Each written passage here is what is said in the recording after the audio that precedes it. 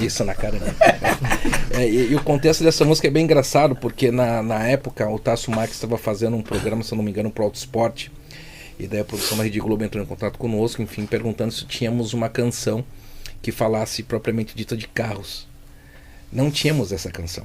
Daí falaram com o Desejo, dizendo, não, a gente tem sim. Ah, então vocês conseguem mandar pra gente na segunda, isso na ligação numa sexta, e a música tinha que ser enviada na segunda-feira. E daí, como nós nos reuníamos todo final de semana na casa do Cannabis, lá onde nós montamos o nosso estúdio, enfim, nós fazíamos as nossas produções, as gravações, o Desejo chegou lá e falou, pessoal, é o seguinte, o pessoal da produção entrou em contato, né? Só que a gente precisa fazer uma música falando sobre carro, só que a gente precisa entregar na segunda-feira. A gente acabou que fez a música, enfim, e também muito de forma despretensiosa, assim, obviamente com muito amor e energia ali no momento da caneta, mas a gente falou, beleza, vamos gravar, vamos repassar essa música, nós nem pretendíamos utilizar como música de trabalho, sabe? E daí acabou que a coisa aconteceu e foi um boom, assim, encontros de carro, matérias sobre automobilismo, várias outras situações que envolviam esse tipo de nicho, utilizavam a nossa música para poder figurar ali naquelas situações todas. E com essa música que a gente ganhou o prêmio, o Equinócio Latin Music Awards, que nos levou até o de Curitiba, fomos para o Uruguai, ganhamos a etapa também no Uruguai, isso de forma muito sintetizada a história, porque senão a gente vai ficar, que nem o irmão falou, a gente vai ficar a noite inteira aqui falando, sabe? E daí a gente ficou em Nova York, lá gravou no Lobo Records Studios, onde o 50 Cent gravou, Nas gravou, Thalia, Gene Wine, Jennifer Lopez, e daí uma situação muito engraçada, quando nós estávamos lá, a gente estava gravando na sala de cima e embaixo estava o Pitbull e o Dom Omar gravando. O Dom Omar na época estava gravando o Aidon.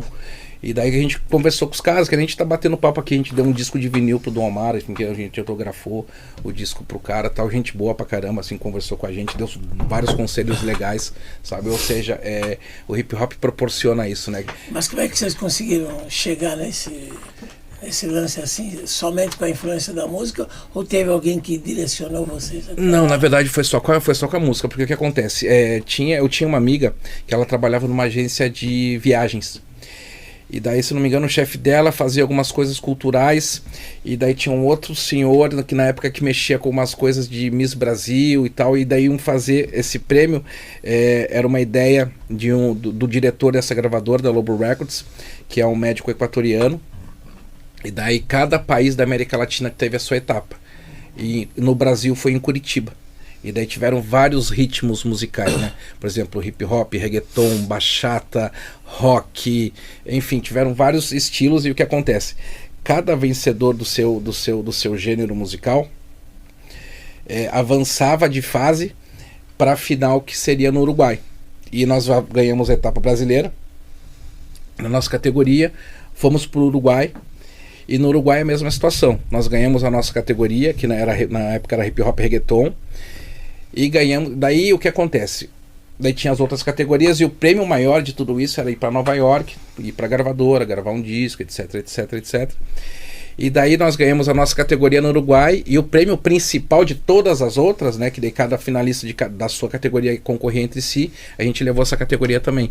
E a partir disso que nós fomos para Nova York, através de um concurso musical. Assim como lá no começo do rap, na década de 80, aconteciam, né, os festivais, os concursos de rap, claro, principalmente aqui em São Paulo. Claro. Né?